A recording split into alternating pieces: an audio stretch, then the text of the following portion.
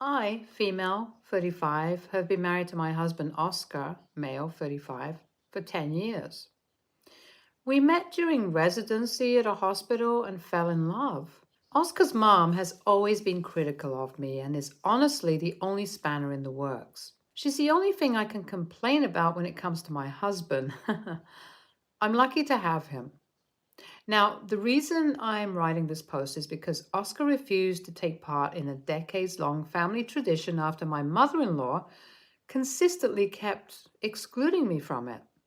She's blaming both me and my husband, and I feel like me being upset at being left out is not that big of a deal in front of the possible friction I have caused in the family. Let me explain. Oscar's family grew up in a rural area, and his parents both still live on a large farm with huge tracts of land. When it's time to harvest their corn crop, Oscar's parents have a cooking competition where the family has to use a part of the harvest to make a corn dish. Cornbread, corn soup, whatever takes your fancy. Just the corn has to be a part of the main dish. It's a cute and corny little tradition, which I personally find adorable. I love going there and seeing all the quirky dishes family members come up with. One time, Oscar's cousin even made corn ice cream. Now, I would love to be a cook and contribute my dishes too, but my mother in law has never let me be a part of it. I go to their farm every year with Oscar, but I'm treated more like an unwanted guest than a family member by her. The excuse she gave me was that only family members can cook. But I mean, aren't I family by now? I think she just resents the fact that my upbringing is so different from Oscar's and that she thinks I'm not the right fit for him. Ever since we got married, I have attended every single one of these corn harvests, and everyone in the family seems to love me except my mother in law. Nobody dares to go against her by including me in the tradition, though, because she's kind of the matriarch of the family.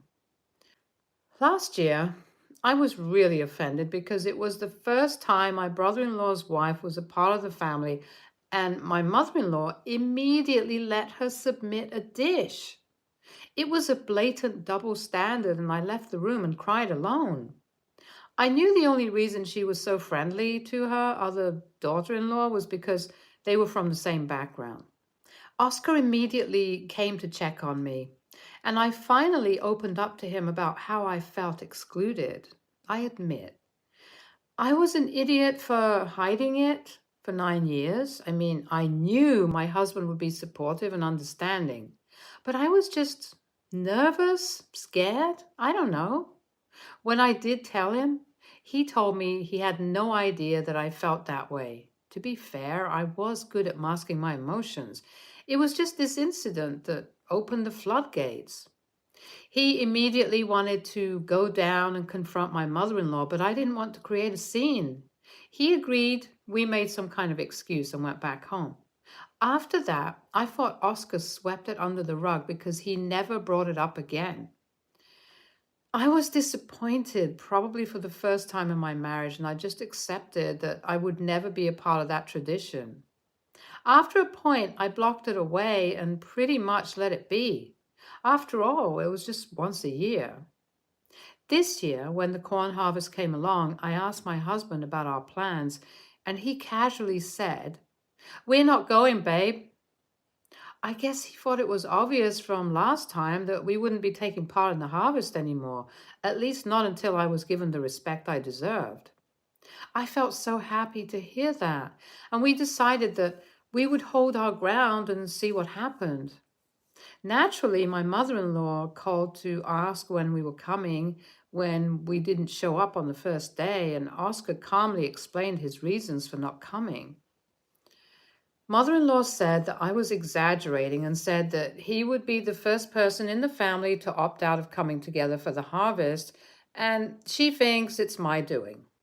My husband, champ that he is, calmly said that he would come if it was guaranteed that I could present a dish too and feel included. The conversation got super heated, and Oscar ended the call by saying, "I can't talk to you right now. Call me when you've learned to respect my wife. I know that my mother-in-law must have immediately made a scene because I got a bunch of text messages from Oscar's side of the family. Some were curious, asking me what happened. Others were conciliatory, saying that this is just how Oscar's mom was, and I should just come to keep the peace. A few were straight up on my side and said that it was wrong of my mother-in-law to keep purposely excluding me, and this might just be the wake-up call she needs to know that not everything can be done her way. I was feeling quite overwhelmed, but the messages I got telling me that it's just how she is made me realize that my mother-in-law has a long history of being stubborn. I feel like unless I say to Oscar that I am okay with it, he won't back down either, and there's going to be a rift in the family for a long time. Neither son nor mother will give the other an inch of space.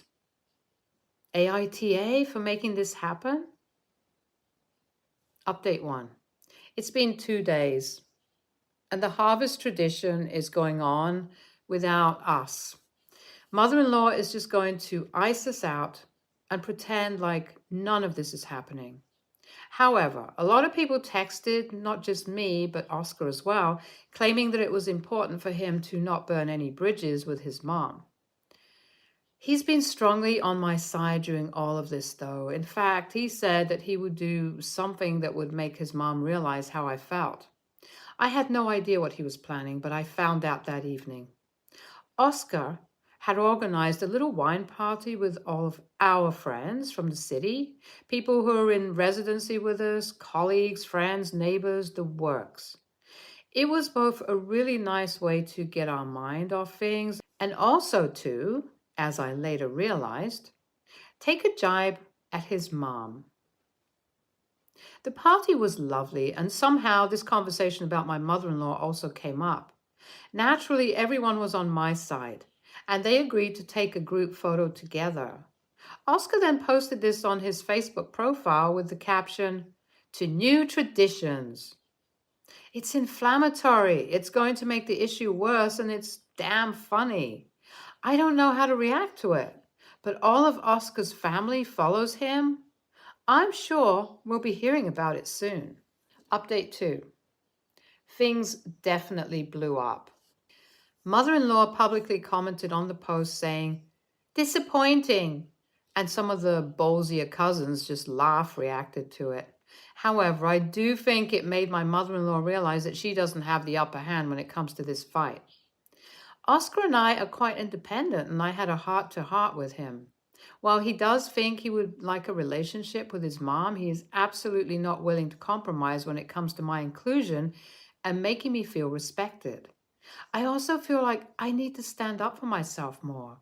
And reading your comments has made me realize I shouldn't be overthinking about how to appease people or ensure Oscar doesn't offend his mom. I should just accept his support and also stand up for myself. This advice came in handy real fast because I got a call from guess who? Yeah, my mother-in-law.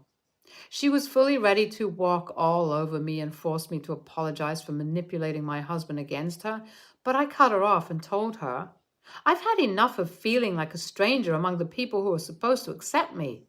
You're my mother-in-law, but your behavior is so distant. I don't get it. The rest of the family accepts me. Why don't you?" She was silent for a whole minute after this, and when she finally replied, her voice was super shaky. She finally opened up to me and said that she was afraid because Oscar was in a really toxic relationship in his teens, and it even sent him into a deep, deep depression. She was afraid of me since she had never known me before, i.e., I wasn't from their small town. That made her feel hesitant to include me in her family because she didn't know whether I would treat my husband right. I felt really bad about her insecurity and fear, but I also asserted myself and told her that it didn't justify her trashy behavior towards me for all these years. I told her that I had done nothing but make Oscar happy, and the evidence was right in front of her eyes. I also said that just because I knew where she was coming from now, it didn't mean that I had forgotten or forgiven all the exclusion she had made me feel throughout the years. I was willing to speak to her and rebuild our relationship from the ground up, but I needed to see the initiative coming from her. With that, we ended the call pretty amicably, and she said that she would try and work on her behavior and on regaining my trust. When I spoke about making Oscar nothing but happy, she said that it made her find her faith in me. Update 3. Guess what came in the mail yesterday? Some cornbread, all the way from Oscar's parents' farm. And mother-in-law and father-in-law called and asked if they could come over and stay for a bit to make amends. Oscar and I are okay with that, and he even took down his Facebook post because he knew that his mom found it really disrespectful. My in-laws have been nothing but nice during their time here, and my mother-in-law has been constantly giving me respect and space, and that's been good to experience. She also apologized explicitly, which was really surprising too, but that's a good sign for rebuilding our relationship in the future. Oscar and I are happy that we stood up for ourselves because it made my mother-in-law realize what she was doing was based on her own prejudices. NTA and your man is amazing. Glad he sticks up for you when it comes to the in-laws because my husband has a lot of trouble doing that. NTA, it does seem like your mother-in-law knows what she did wrong. It's good that you didn't go no contact and were open to dialogue. She's been disrespecting you passively for years, so it's good that you finally stood your ground. P.S. The Facebook post was hilarious. Wish I could do that to some people in my life. Next story.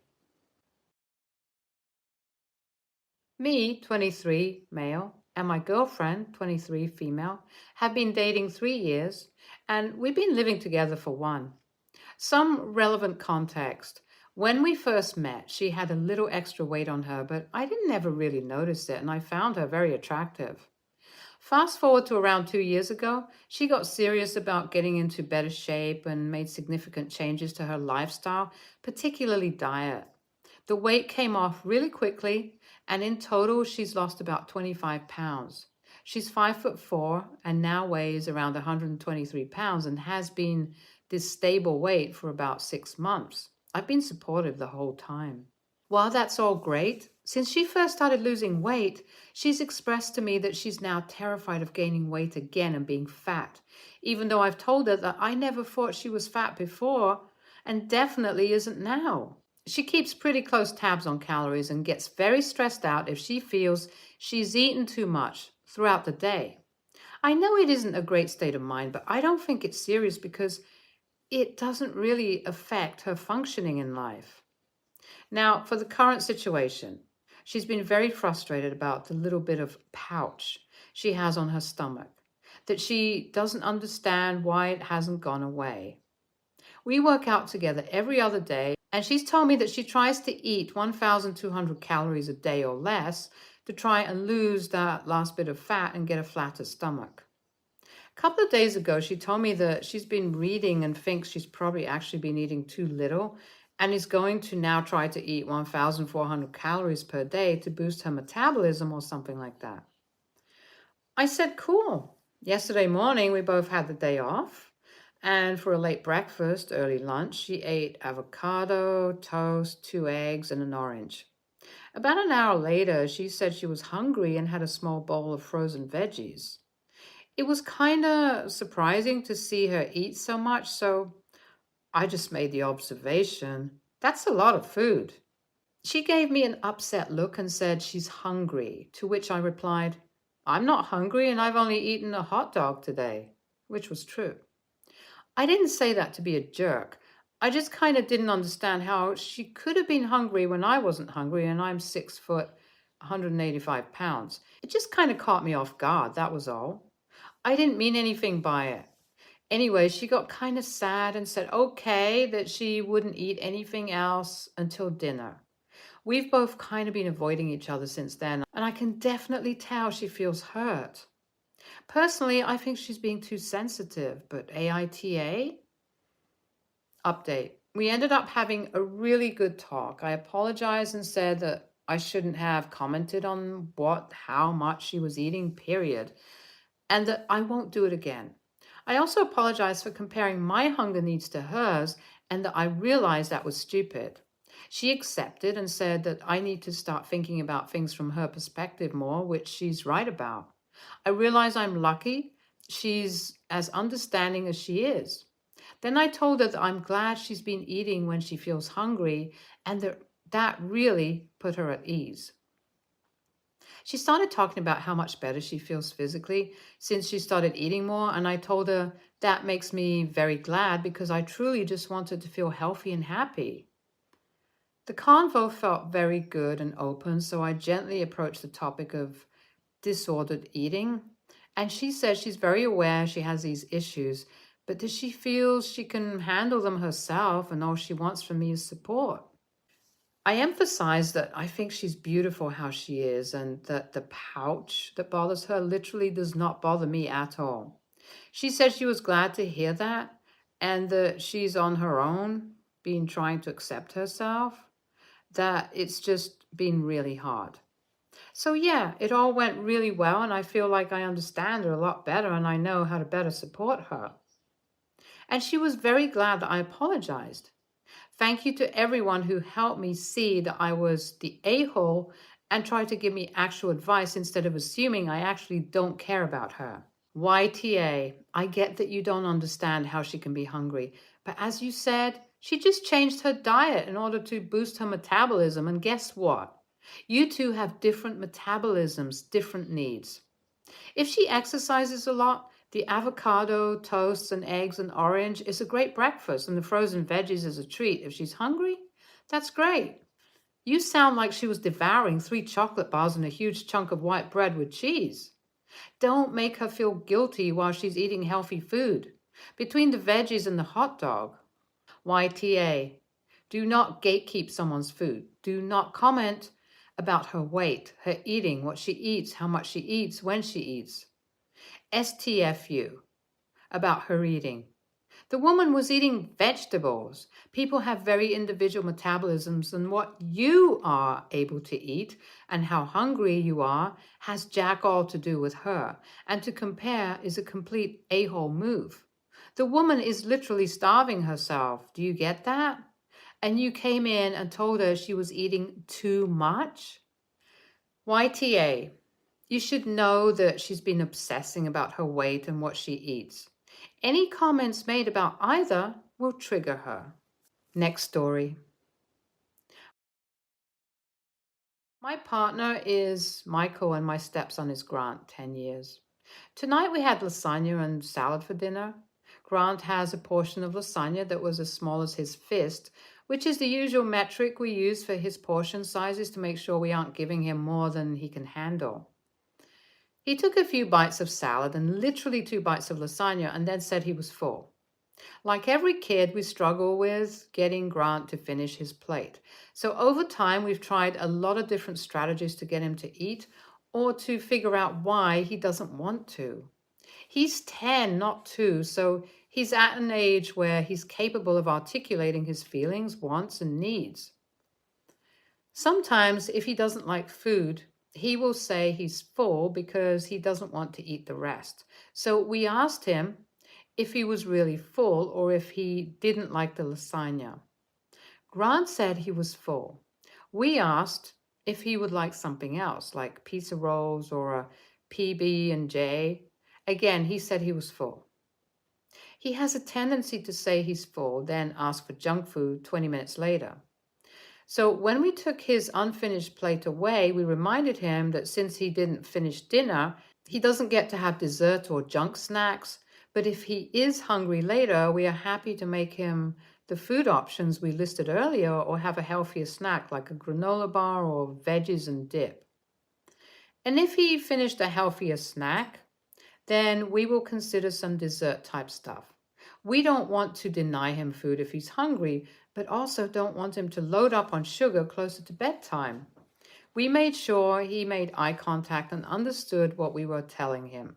It gets to be around 8:30 p.m. and Michael and Grant are in the living room playing Xbox together. So I slip away to have a couple of bites of ice cream by myself in the kitchen. Well, Grant got up and came into the kitchen to grab a snack from his snack station. It has granola bars, little bags of chips, fruit snacks, etc. And he saw me. Immediately asked if he could have some ice cream, and when I reminded him of what we discussed earlier, he burst into tears. Now, Michael is saying that I was inconsiderate of Grant's feelings by waving the ice cream in his face and that I should have taken it into our bedroom so he wouldn't have seen it at all. If I were the a-hole in this, it would be because I ate dessert when Grant wasn't allowed to have any. But I wasn't blatant about it. And I am an adult who deserves to eat what I want in my house. Grant had a long list of options to choose from if he was still hungry, and he understood that dessert was a reward. NTA, Grant said he wasn't hungry and was aware that he wouldn't be allowed ice cream after barely touching his dinner. 10 is way too old to be crying over not being allowed ice cream, especially after not eating his dinner and insisting that he wasn't hungry. Also, you didn't wave the ice cream in his face. You were eating it in a different room. RO1. I gave him a lot of passes on dramatic behavior because he has some issues that aren't being handled consistently between homes. Most nights, as soon as we get him tucked into bed, he asks for a bedtime snack because that's what his mom's side allows him to do. We do our best to establish a system that he understands and is able to agree to, but he still pushes it. NTA. Sometimes being a proper parent sucks. Grant knew ice cream wasn't allowed. Tears are a pretty typical reaction at that age, especially in the seeing ice cream when you aren't allowed ice cream situation. Also, your husband is the a-hole. You were in another room enjoying dessert. Kids just effing know when the junk food comes out and they find it. I could almost guarantee if you had gone to your bedroom, he would have found you there. Blaming you for a 10-year-old crying when he realized there was ice cream he couldn't have is ridiculous. Next story. Context. Me, 30, female, and my soon-to-be husband, 30, male, Max, have been dating for almost 6 years and we're getting married in July. Okay, so what I did is that I asked Max to not invite one of his friends, Sebastian, 31, male, not his best friend for your information, to our wedding. Max and Sebastian met each other at school and they kept in touch after years, mostly a texting, video calling friend, but he came to visit us sometimes and we would go to the same parties, events every so often.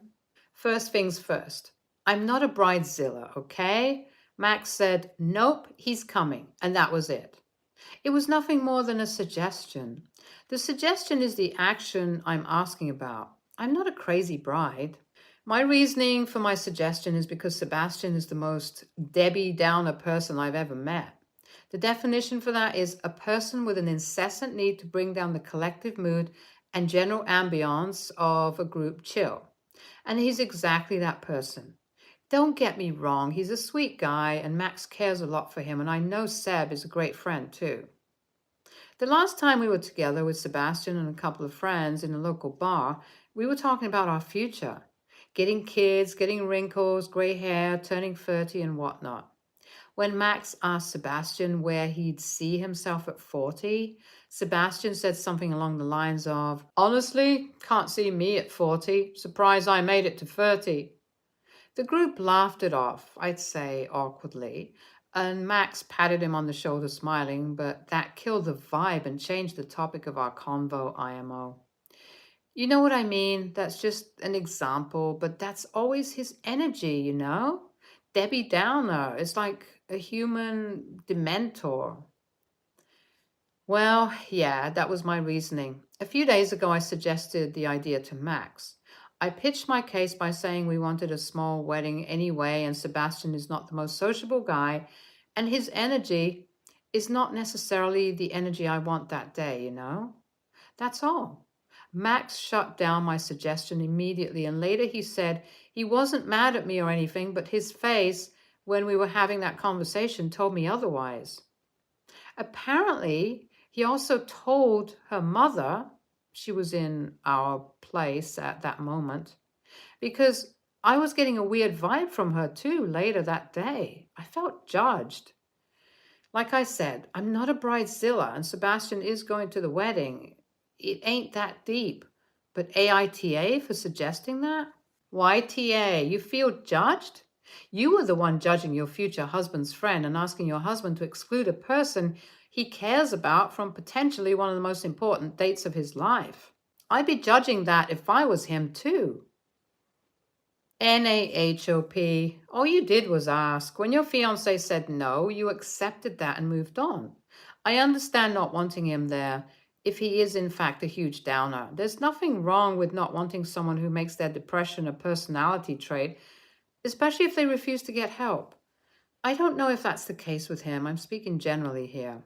I would be worried that because of his comments about killing himself, your husband would be more focused on him and not the wedding. Stay tuned for more stories from Our Girl Relationships. Alright, everyone's presentations are done.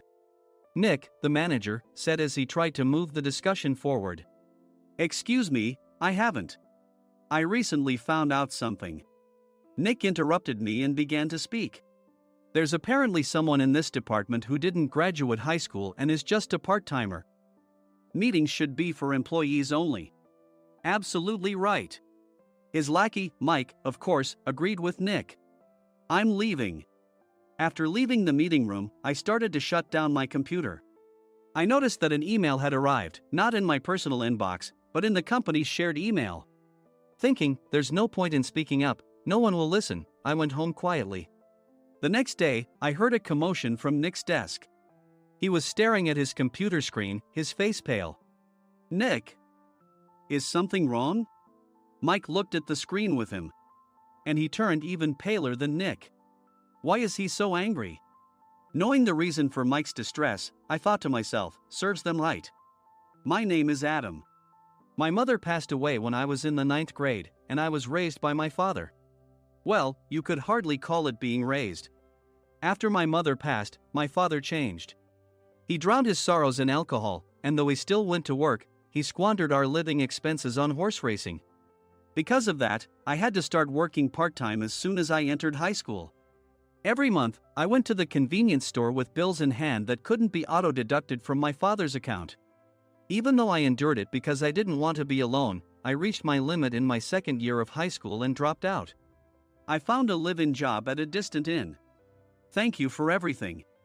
The day I left home, my father, still staring at the TV, spoke. Take care. That was our last conversation.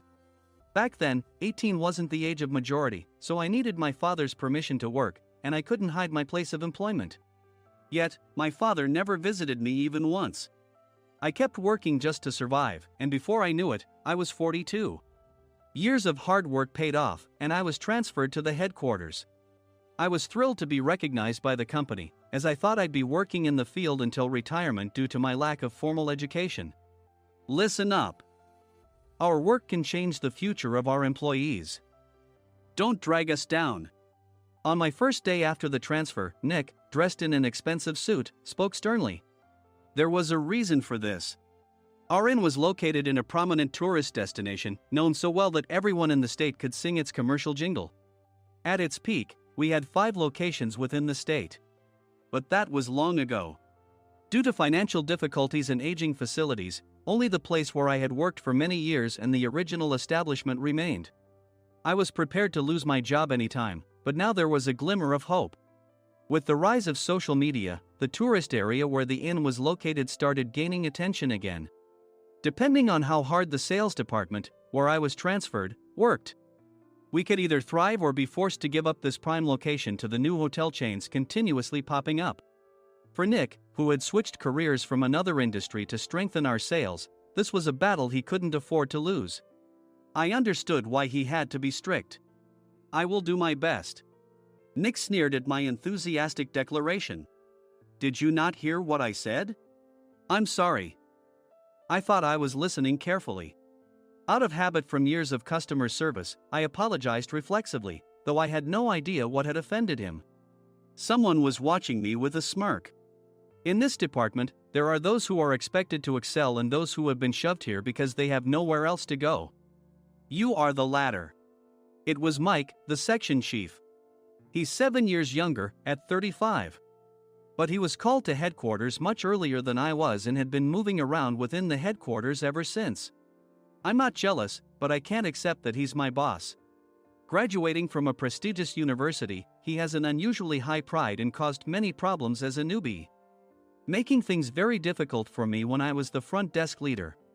When I found out Mike was transferred to the sales department a month before me, I was disheartened. Mike is right. With just a middle school diploma, there's not much you can do. Don't even think about achieving results. As if I didn't exist, Nick remarked, I'm thirsty. Mike eagerly ran to the coffee maker. It seems Mike is Nick's lackey.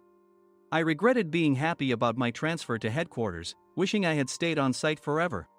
Send a direct mail to every company on this list by the end of the day. Nick only assigned me tasks that even a new graduate could handle.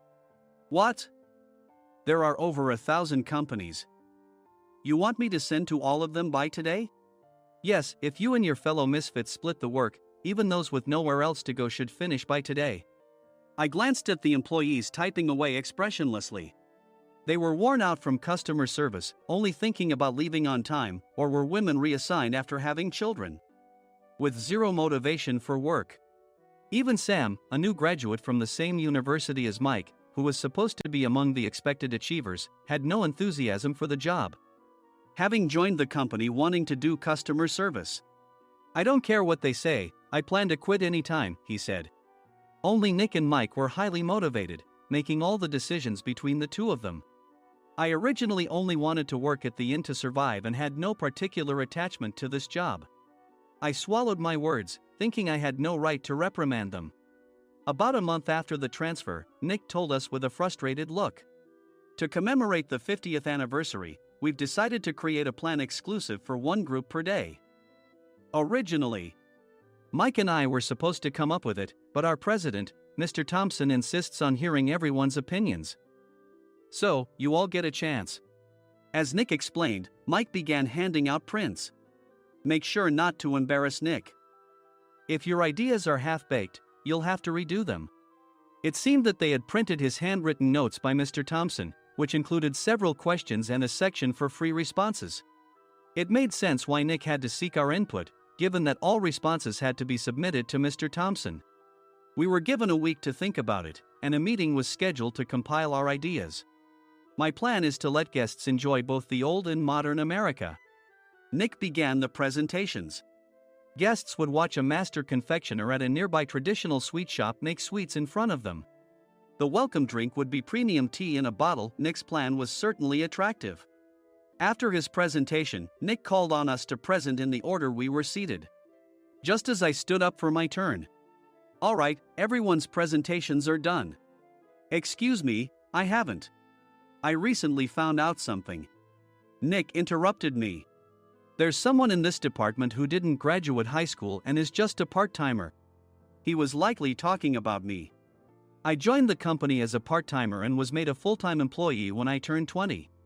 That was 20 years ago, so Nick and Mike probably had no chance to know until recently. Meetings should be for employees only. Absolutely right. After that, Nick kept creating opportunities to solicit everyone's opinions, purposefully excluding me from speaking. The meeting unexpectedly heated up and went past the scheduled end time. A few people asked to leave, and the discussion continued with the remaining few. Still here? Normally, you'd leave in that situation. Though I had no attachment to the job initially, hearing kind words from customers made me want to make them happier. For someone like me, with nowhere to go, the inn was my home and customer service was my life. I felt pathetic about my current self. I'm leaving. I left the conference room and started shutting down my computer.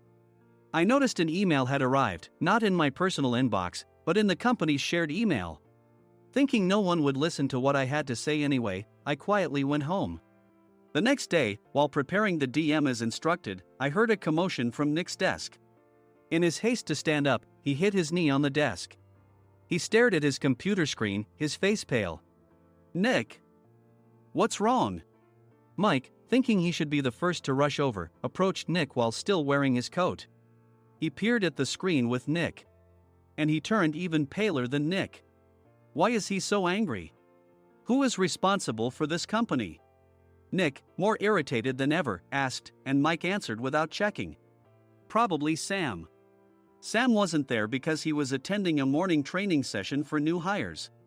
Nick gave up on getting angry and returned his gaze to the screen. They were looking at an email that arrived right after the end of the working day yesterday.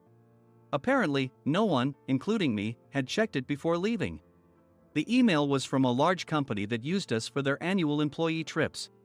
The president and executives of that company also frequently used our services personally.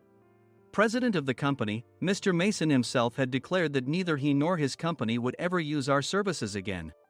Well, some companies cancel their employee trips or stop using our services due to financial struggles. Let's just move on.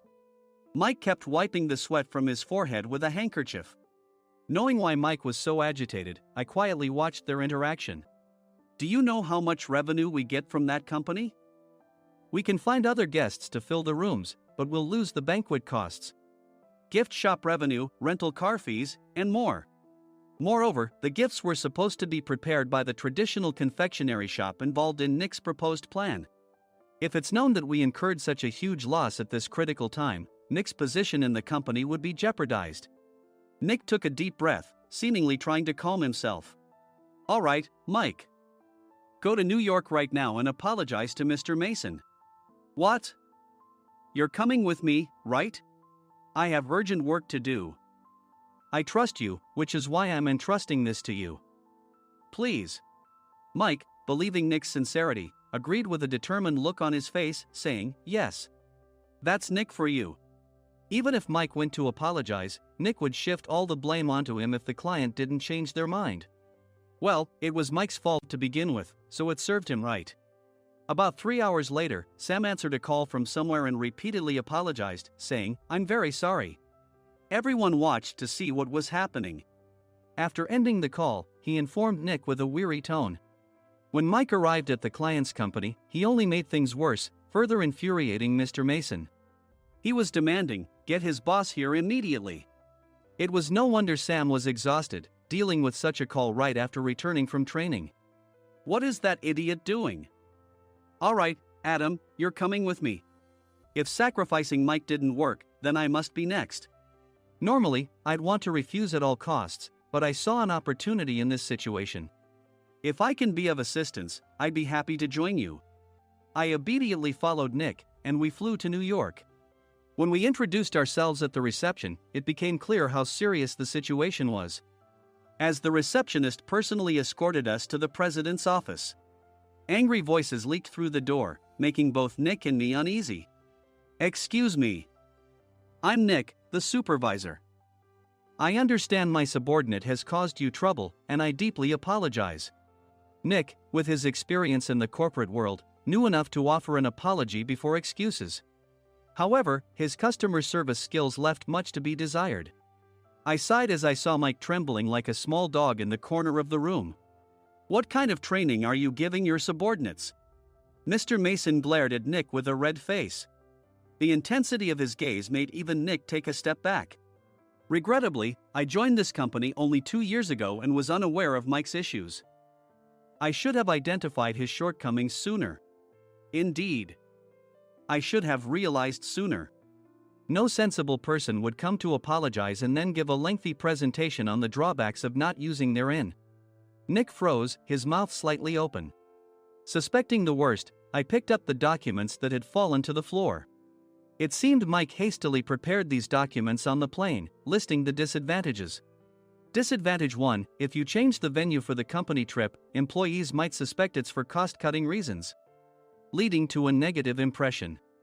Reading it aloud half-jokingly, Nick snatched the papers from my hand and checked the contents with a furious expression. Among the stack of documents was a receipt from a nearby convenience store's copy machine. I felt a pang of dread, hoping he hadn't shown the receipt as well. What do you think he said when I asked what kind of nerve he had to do this? I'm very sorry. Faced with the dire situation, Nick must have thought there was nothing left to do but apologize. In a voice smaller than I'd ever heard from him, he uttered words of apology. He said, I'm a Harvard graduate. I don't believe I said anything wrong. Mike! What have you done? Forgetting his plan to pin the blame on Mike, Nick yelled loudly, even in front of Mr. Mason. I didn't do anything wrong. You're still saying that? Look at him. Mike pointed at me with a shaking hand. I was assigned to headquarters in my 20s and now I'm a section chief. This guy only made it to headquarters at 42. Everything I've done proves I was right. So why are we losing the contract? Having said his piece, Mike collapsed to the floor. Of course. You were sent there because you had nowhere else to go. Mike never expected to hear such words from someone he looked down upon. He lunged at me, and Nick hurriedly stepped in to stop him. Mr. Thompson told me Mike is a quick thinker, and to take good care of him. There's no way he was pushed aside. Don't make things worse here. He didn't say quick thinker, he said only quick-witted, didn't he? I don't remember that part. I recalled the many troubles Mike caused when he was a newbie. When Mike was on the front line, his pride was so high that he never apologized to customers. Customer service, especially in our job, doesn't work alone. It brings both good and bad situations. If the front staff or housekeepers made mistakes, or the cleaning company didn't properly clean a room, one had to apologize to the customers regardless of personal fault. Mike, in such situations, would never apologize, insisting he wasn't at fault. This often angered customers, and as the front desk leader, I frequently had to apologize on his behalf. He caused complaints and disrupted operations, which is why he was quickly moved to headquarters. In departments where he didn't interact directly with customers, his quick thinking was beneficial and things went well. But it seemed his flaws were starting to show. Corporate reservations are supposed to be entered into the system by the sales representative. But a quick check yesterday revealed that more than 10 items were missing from the client's reservation. The handover document clearly stated what needed to be prepared. Why didn't you enter it into the system? Why do we have to give them special treatment? Filling rooms near the banquet hall, setting up all the food in advance. Specifying the brand of wine, they're too demanding. No wonder he always angered customers, I thought, feeling a headache coming on. Grouping them in rooms near the banquet hall is for our benefit too. It makes it easier for the staff to set up beds and serve breakfast since everyone's schedule is synchronized. As for the other requests, Mr. Mason suggested them to lighten our load. I didn't know that. Nick finally seemed to realize that Mike was the one who had angered the client. What did you say to them? I just told them we wouldn't give them special treatment anymore. We shouldn't waste effort on things that don't bring in money. I was utterly exasperated at his lack of understanding of customer service. Of course, we shouldn't comply with unreasonable demands. But carrying over successful practices from past stays makes customers feel remembered and enhances their experience. Good memories encourage repeat visits. That's part of our job. I looked down at Mike, who was sitting on the floor. In our job, nothing is a waste. Mr. Thompson likely moved you to the sales department, hoping you'd finally understand this. How do you think he feels now that you've failed to meet his expectations?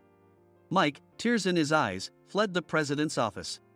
I was amazed he still hadn't apologized. You have it tough, Adam. It's okay, we're all employees of the same company. I deeply apologize for this disrespectful incident. Especially after all the care you've shown us. If it weren't for you, Adam, I really would have stopped staying here. When I heard you were moving to the sales department, I was willing to reconsider if you handled it. Seeing us talk so amicably, Nick's face contorted. Do you two know each other? Adam's service is excellent. I always requested him specifically. Normally, we don't accept specific staff requests, but we made an exception for Mr. Mason, adjusting my shifts accordingly. He had personally stayed at our hotel just before my transfer, and during casual conversation, I mentioned, I'm moving to the sales department soon. If I hadn't told him then, things could have been much worse. Please continue to take care of us. I look forward to it. On the return flight, Nick awkwardly offered me a can of beer.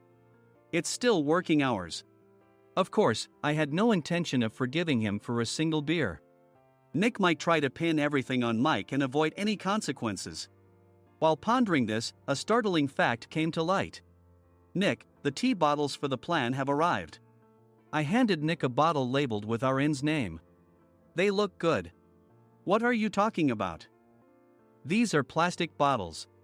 I had assumed we would use the trendy, high-end bottling tea. But what arrived were ordinary plastic bottles of tea with customized labels. The only unique aspect was the label, which had the inn's name, making it look customized. Upon further investigation, I discovered that a substantial amount of money was set to be paid to the tea company. It was priced like bottling tea. Does this plastic bottle really cost $100 each? The tea inside is specially blended for us. The extra cost is for that.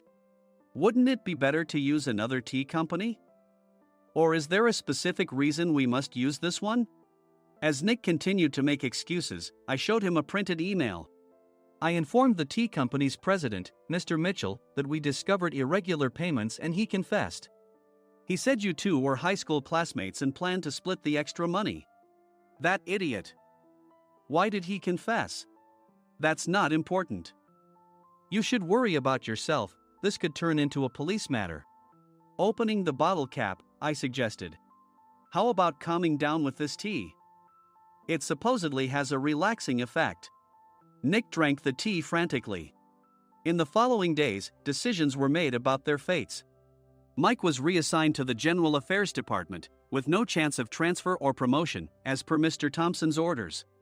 As for Nick, since the payment to the tea company hadn't yet been made, he narrowly avoided legal trouble. Instead, he was encouraged to leave the company, and to avoid further complications, Nick submitted his resignation. Rumor has it that connections between HR departments have made it difficult for him to find new employment.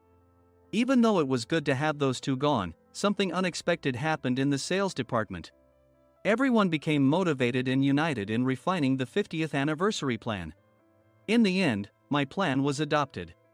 We collaborated with the Tourist Information Center to provide personalized guides. The plan, tailored to the number of guests, was truly special for the 50th anniversary. Hey, is Adam's family coming to stay? I immediately booked that special plan for my family. Sam noticed it on the reservation list and quickly picked up on it. Yes, I'm inviting my father. That's great. I might invite my parents too. I lacked the courage to face my father just as Adam. But here, with the confidence Mr. Mason praised, I felt ready.